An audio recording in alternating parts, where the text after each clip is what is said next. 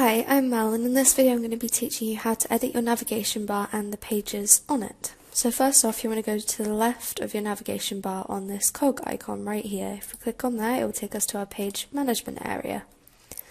Now here we can see all of the pages that are on the website. So some of them are in green. This signifies that they are live pages. You'll also see a couple that are purple. These are hidden pages. So what that means, live pages are pages that you can see from your website and people can see when they come to visit your website. Hidden pages you can only access through this page management system and nobody can see it when they access your website. So as you can see, we have all of the pages in the navigation bar down here. And then the pages slightly to the right of these ones are the subpages. So under home we'll see gallery, because that's where that one is. But then under Agendas and Minutes we see allotments and full council, but if you go over to Agendas and Minutes you can see that there isn't a drop down menu. Now this is because I've hidden these pages, and that's because when we go on Agendas and Minutes there are actually already links to the full council and the allotments page.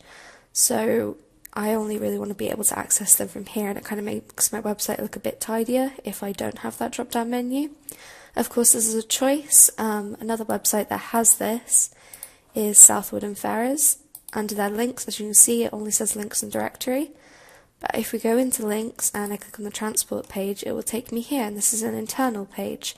Now what I've done is some of these links link to external websites and some of them link to pages that are on this site. But I didn't want to have just a few links underneath this one. I really only wanted you to be able to access them from this page. So what I did is I made these pages and then I hid them. Another reason that you might want to have hidden pages is if you are making a new area of your site and you haven't quite finished it yet. You can hide them, work on them, and then when they're ready, send them live. So we're now going to figure out how we edit these page statuses. So first off, you want to go to the left of the page that you're trying to change. As you can see, each page has a little set of icons to the left of it. Now we want the ones that look like a hammer and a spanner. This one is called page properties, which you'll see if you hover over it. So if you click on that one there, we can see the title of our page.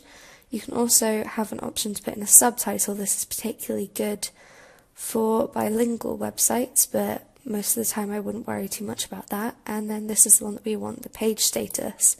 So what I'm going to do is click on this and change it to live. Now if I save my changes, you'll see that Agendas and Minutes gets a little drop down arrow. If I click on that now, you'll see allotments is now a subpage of that. If I want to change it back, I do exactly the same. Click on here, change page status to hidden, click save changes, and it turns purple again. Now with the draft pages, that's if you want to make a completely new page. So if I wanted a new page just next to Contact Us, what I do is click this one at the very top that says New Section. You'll notice that this one doesn't have anything next to it. This just adds a main new section to your navigation bar. As you can see, it's called New Page by default, and it is orange because it is a draft page. Now if we click on Page Properties again, we can go in and we can call it, I'm just going to call it Page. We then want to change it from draft to live and click Save Changes. There we go. As you see, it's been added to our navigation bar, but what you'll also see is it's caused the Twitter logo to drop down onto the next line. Now this is what I mean by maybe wanting to reorganize some of your pages and come up with big sections that you can put things under. So it might be that under the council you want to put your councillors, the finance, the agenda minutes and the documents, and have another section for communities. And this is just a really nice way to lay out your website. You want to try and kind of keep it on one line. It looks a lot neater that way.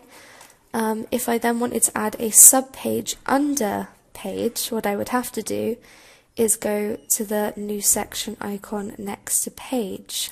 And if I click there, you'll see a sub-page has been added. You know, it's a sub-page that's a little bit down to the right. So if I go back into page properties, and here I put sub-page, and make this live, you'll see that the page now has a little icon. If I click on that there, we can see our beautiful sub-page.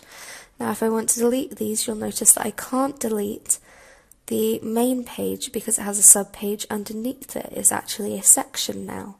So instead what we're going to have to do is we're going to have to delete the sub-page first. If you see I hover over the bin icon, it says delete. Click there, delete that one, and then click page and delete that one too. And there we go. I think that is just about everything that you need to know. You should all have access to this part unless you have a fixed number of pages on your website, in which case you won't be able to see any of this and it won't really be for you. I hope that you found this video helpful, and I'll see you in the next one.